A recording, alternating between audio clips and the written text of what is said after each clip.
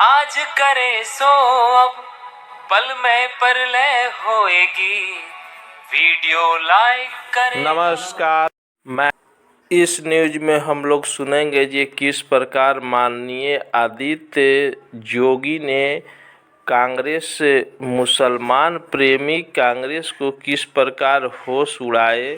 आइए सुनते हैं। इस वीडियो में सभी कांग्रेसियों का होश उड़ गया। आइए इस वीडियो का क्लिप सुनिए, तब आप लोग जानिएगा क्या जोगी ने बोला। समय तक दादी से लेकर के पोते तक उसी नारे को लगा करके देश की जनता की आंखों में धूल झोंकने का कार्य कर रहे हैं।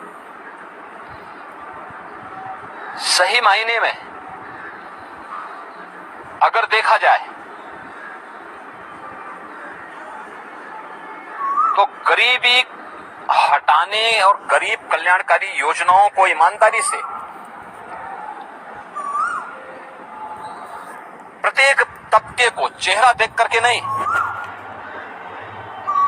ईमानदारी के साथ बिना भेदभाव के हर व्यक्ति तक शासन की योजनाओं को, गरीब कल्याणकारी योजनाओं को जनधन अकाउंट से हो, फ्री राशन की सुविधा हो, 5 लाख रुपए की स्वास्थ्य बीमा का कवर हो, हर घर में शौचालय बनाने का हो, हर घर में नल देने का हो, या फिर 4 करोड़ परिवारों को मकान देने का हो। अगर आप देखेंगे एक लंबी श्रृंखला है ये। 80 करोड़ लोग 4 वर्ष से लगातार फ्री में राशन की सुविधा का लाभ प्राप्त कर रहे हैं। 50 करोड़ घरों को, 50 करोड़ लोगों को, गरीब परिवारों को जनधन अकाउंट खोले गए। यानी आजादी के 70 वर्षों तक देश के अंदर सबसे अधिक समय तक कांग्रेस और उसके सहयोगी दलों ने शासन किया। लेकिन ताजुब 50 करोड़ परिवार ऐसे थे जिनके पास अपने अकाउंट नहीं थे।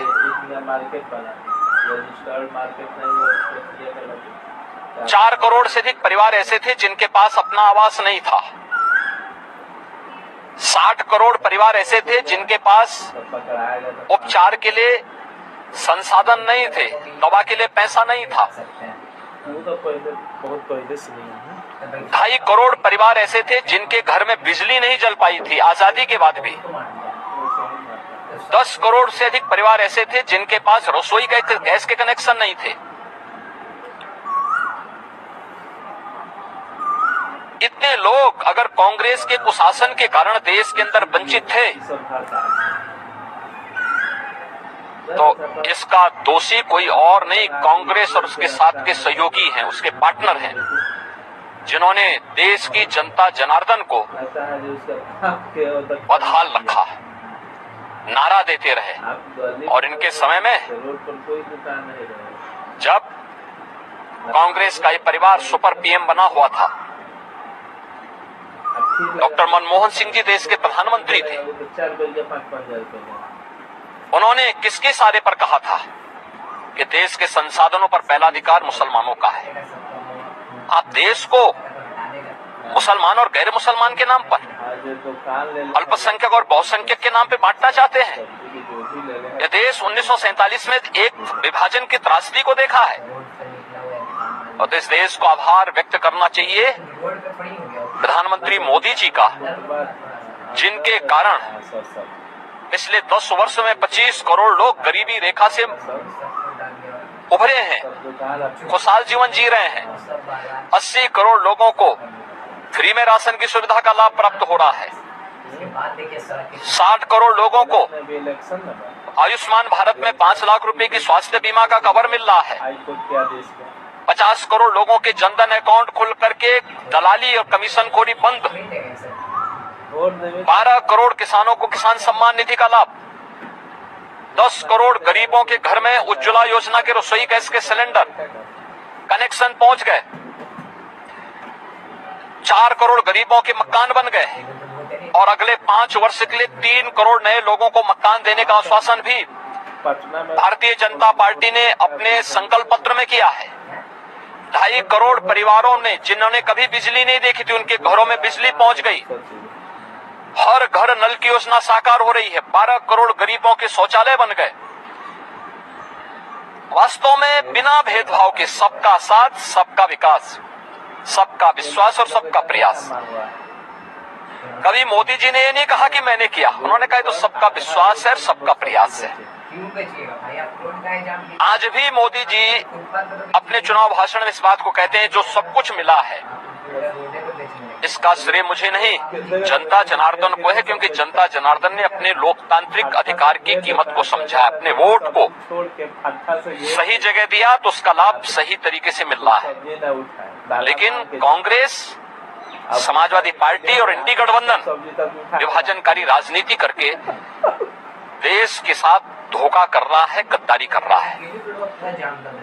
इनको जब भी अवसर मिला इन्होंने राष्ट्रीय हितों की अपूर्णीय क्षति की है और गरीब कल्याणकारी योजनाओं में डकैती डालने का काम किया है। कौन नहीं जानता, समाजवादी पार्टी की सरकार के समय उत्तर प्रदेश के अंदर खाद्यान्न घोटाले हुए थे।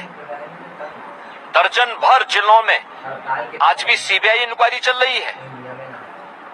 इनसे जुड़े हुए लोग गरीबों का राशन हड़प कर जाते थे। जब 2017 में मुझे प्रदेश में मुख्यमंत्री के रूप में दायित्व मिला था, इस दौरान मैंने स्वयं जब इस बात की जांच कराई थी, 30 लाख फेक राशन कार्ड पाए गए थे और फेक राशन कार्ड के नाम पे राशन निकलता था।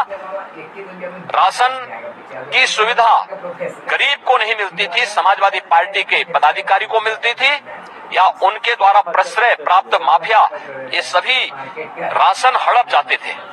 आज मैं कह सकता हूं कि प्रधानमंत्री मोदी जी के कारण ई पॉस मशीन 80,000 से अधिक राशन कोटे की दुकान में लग गई। डोर स्टेप डिलीवरी हो रही।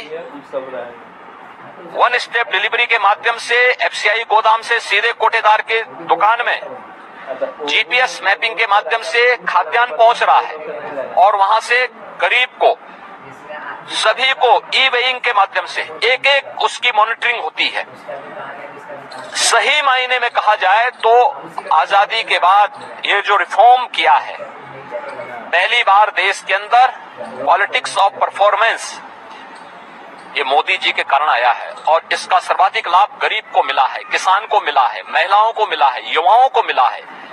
इसलिए इंडी गठबंधन के किसी बहकावे में जनता जनार्दन को नहीं आना चाहिए और किसी को नहीं आना चाहिए। ये लोग परिवार के नाम पर भारत की राजनीति को अपने बपोती मान करके चले थे।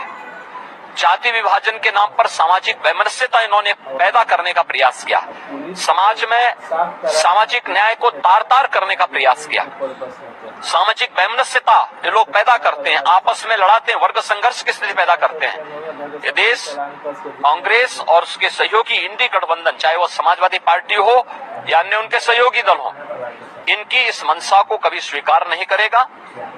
लोकसभा के प्रवर्तमान अभियान के दौरान जो चुनाव की प्रचार की प्रक्रिया चल रही है, पहले चरण के चुनाव संपन्न हुए हैं और मेरा अनुमान है कि अगले 6 चरणों में जो परिणाम आने वाले हैं, यह भी प्रधानमंत्री मोदी जी के नाम से, उनके काम से जनता जनार्दन का आशीर्वाद भारतीय जनता पार्टी को प्राप्त होगा। कोई संदेह इसमें नहीं होना चाहिए और हम पूरे विश्वास के साथ जनता जनार्दन के आशीर्वाद से प्रधानमंत्री मोदी जी फिर एक बार मोदी सरकार के लक्ष्य को और अब की बार 400 के लक्ष्य को प्राप्त करने में हम लोग सफल होंगे। हास्यास्पद है कि जो लोग इतने समय बाद अब ये कहते हैं कि 1 घंटे में गरीबी दूर कर देंगे, आपको लगता है? देखिए, यह एक बहुत खतरनाक प्रवृत्ति है। ये लोग गरीबी तो नहीं हटा पाए, लेकिन जिन्होंने अपनी मेहनत से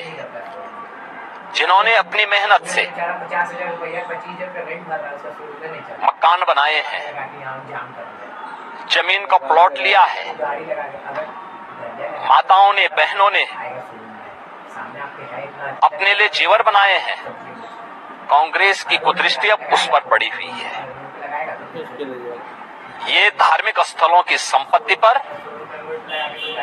बहन बेटियों की, माताओं की स्वयं की संपत्ति पर और किसी ने अपनी मेहनत से, अपने परिश्रम से जो संपत्ति अर्जित की है, उस पर अब ये लोग डकैती डालने की कुछ चेष्टा का प्रयास कर रहे हैं, क्योंकि कांग्रेस की हमेशा से ये चाल रही है कि अजगर करे न चाकरी, पंछी करे न काज।